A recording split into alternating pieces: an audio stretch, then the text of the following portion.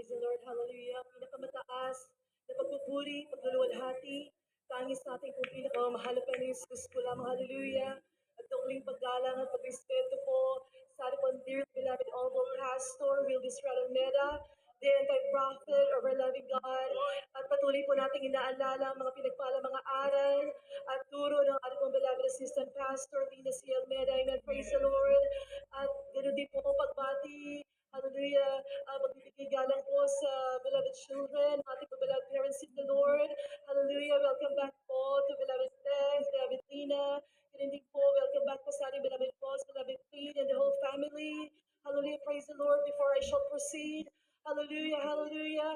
Isang pagbati po ng happy birthday po sa ating dearly beloved Honorable Pastor, Wildes Radameda, the anti-prophet of our loving God.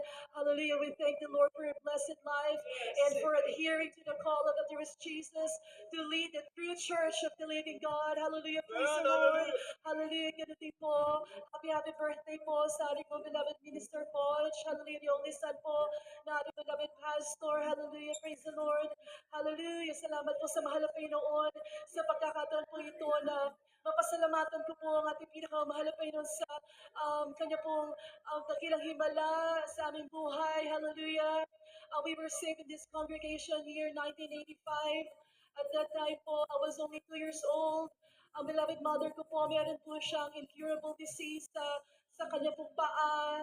Hallelujah. Na according to her, kahit ano pong ointment, ang ipahid niya po, wala po talagang lunas. Ganun din po ang sabi ng doktor. Sa sobrang sakit po ng kanyang nararamdaman na gusto niya pong ipaputol na po ang kanyang dalawang paa. Ngunit isang araw, dumating po ang habag ng mahal na Panginoon.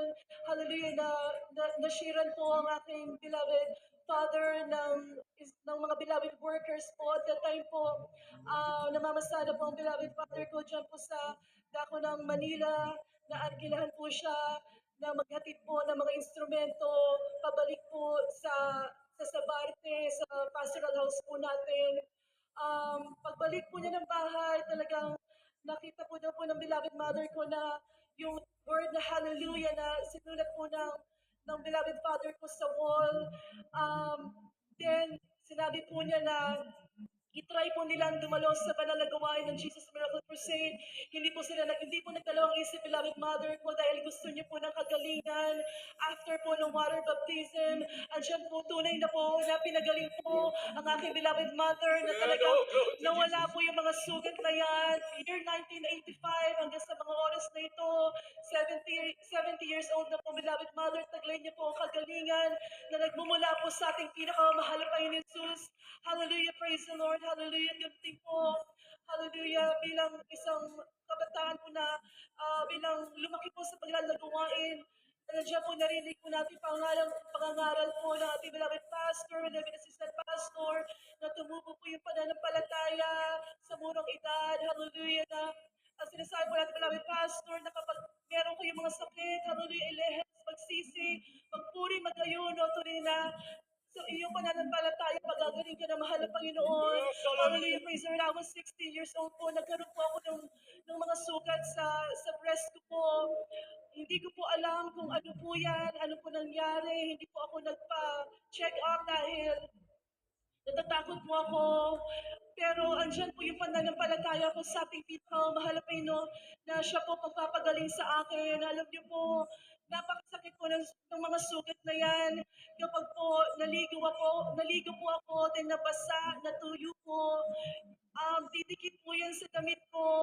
Then pag nagpalit na po ako ng damit, talagang unti-unti ko pong inaalis yung damit ko sa katawan ko po dahil pag binigla ko po yan, sasama po yung laman. Hallelujah. Pero alam niyo po, sa unang panalangin ng mahal na pastor, na wala po akong ginamit na anumang gamot. Hindi ko man po sinabi yan sa aking beloved parents, pero napakabuti po ng mahal na Panginoon na pinagaling po ako. Hallelujah. Thank you, Lord Jesus. Hallelujah. Praise the Lord. Hallelujah. Praise the Lord. At ganun din po. Hallelujah. Na pinagpapasalamat ko rin po sa mahal na Panginoon sa lahat po ng mga pagpapala, pag-iingat, kagalingan ng karamdaman. Year 2014 po, nang na-approve po yung petition ko for the US. Hallelujah.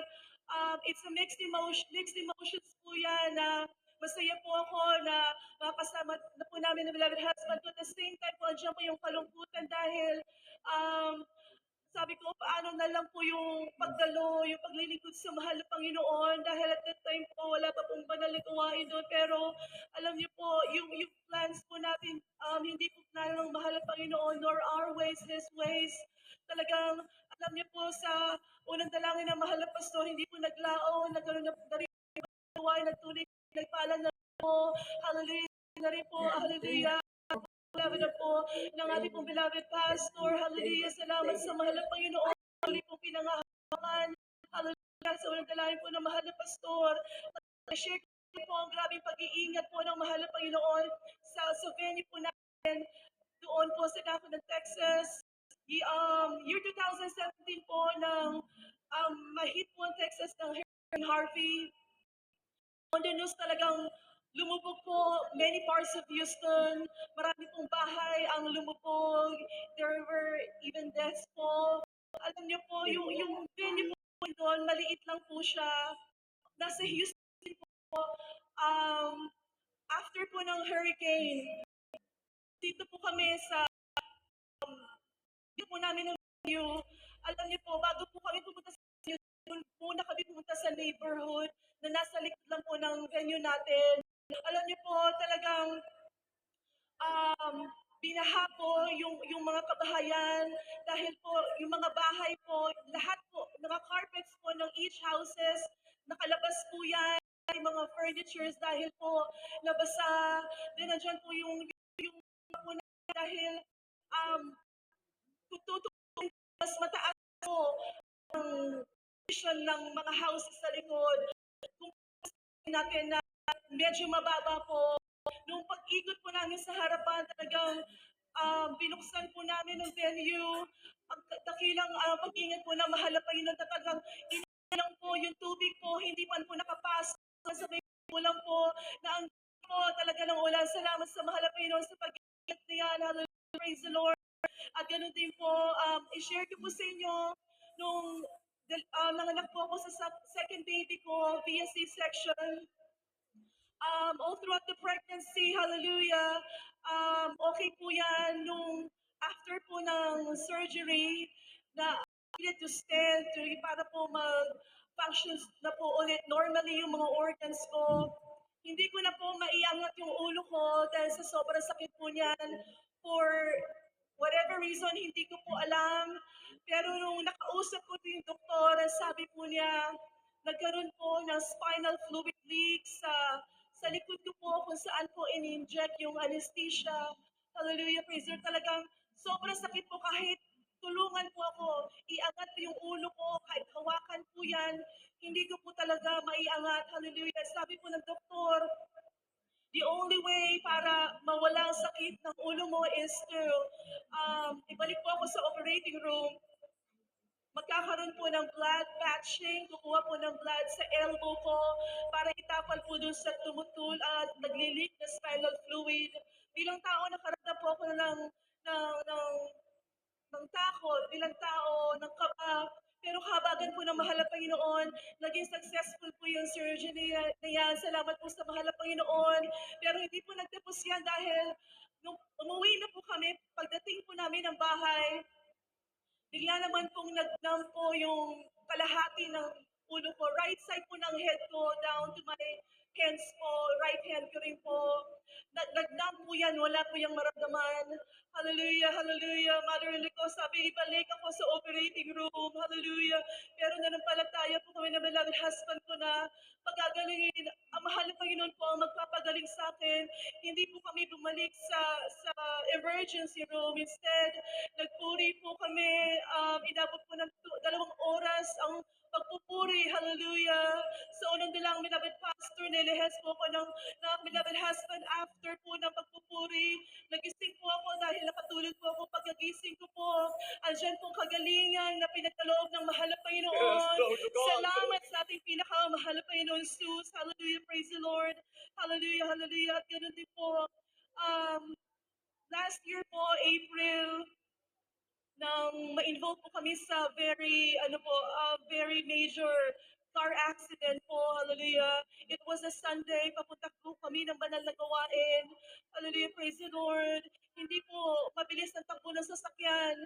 Andyan po, hindi rin po busy ang street. We were in a green light, so go po kami. On the other side, green din po yung light nila, but yung car po mag-turn right. So, bago siya sorry po, mag-turn left. Bago po siya mag-left, kailangan po niyang mag-yield, mag-stop kasi paparating po kami. Medyo malayo, hindi na po ganun kalayuan. Nakita na po namin na husband ko na mag-left po siya without yielding. Alam niyo po, malayo pa lang po, nakapag-rebuke na po ng ang beloved husband, talagang mahabang hallelujah po ang binanggit niya dahil nga po alam po niyang sasalpukin niya po yung kotse na yon. Truly enough po, hallelujah.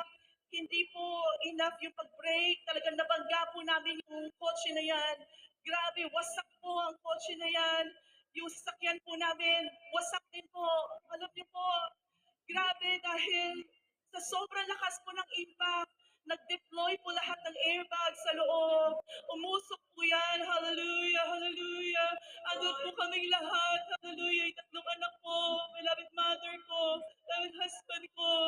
Ganun po pala yung feeling na akala mo katapusan na pero sa habag po ng mahal na Panginoon, intact po kami sa loob ng sasakyan. Hallelujah, praise the Lord. Hallelujah, hallelujah. Talagang nang tinawag po kami isa-isa na mga husband ko, hallelujah, nakapag-respond po kami. Salamat sa pag-iingat ng mahal na Panginoon. Nung lumabas po yung beloved husband ko, chinek po yung damage. Talagang grabe po dahil act- um, actually, yung car po na yan, talagang total wreck po na dineclare ng insurance company. Nagpasalamat grabe, pagpapasalamat ng ilang husband ko, napaluhod ko siya sa labas po, sa daan, na hindi po niya alintana yung mga tao dahil sa grabe, pagpapasalamat po sa ating pinakamahal na Panginoon Jesus. Thank you, dear Jesus. Hallelujah. Praise the Lord. And alam niyo po, I'd like to share din po that yung car accident na yun turned out to be a blessing. So as a human po, sabi ko, mahal na Panginoon, um, um, yung aksidente, bakit kami na-aksidente? Pero alam niyo po, pinaisip sa akin ng mahal na Panginoon, before po yun, pinagpipray ko po sa mahal na Panginoon, I wanna get rid of that car. Sabi ko, dahil hindi na po namin kailangan, dahil binili lang po yun dahil for sa beloved father ko po. Pero kinuha ko siya ng mahal na Panginoon, so hindi na po namin kailangan. Sabi ko, I wanna get rid of that para bawas na po sa bills po namin. At alam niyo po, yung accident po, ang ginawa po paraan ng mahal na Panginoon para ma-fully paid po yung car na yan. Salamat sa mahal na Panginoon. Alam niyo po dahil yung pagkaka-appraise po sa value ng kotse na is higher po sa ina-expect namin. Salamat sa mahal na Panginoon. Thank you, Lord Jesus. Hallelujah. Praise the Lord. Hallelujah. Isa pa pong himala ng ating pinakamahal na Panginoon. Nung i-deliver ko po yung third baby ko, yung bunso po, um, it's my responsibility po na ako po ang tumawag, i-add siya under my insurance, medical insurance para po ma-cover po yung hospital bills po niya and the doctor's fee. Alam niyo po sa sobrang busy na rin po sa pag-alaga ng bata. Ganoon din po paparating po yung anniversary that time. 2019 po yan. July 28 po nang ipinanganak siya. I have a month po to i-enroll po siya under my medical insurance. Alam niyo po, hindi ko po siya na-enroll. Dumating po August 28. Hi- Wala po.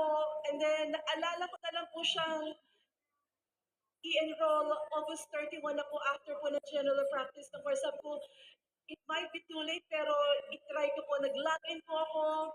Ayaw na pong tanggapin ng system. Hallelujah. Within that month po, talagang dumarating na po yung mga bills. So far po, nare-receive ko pong bills that time. Kung wala po akong insurance is, ano po, hospital bills pa lang po is 70 plus thousand US dollars. Hallelujah.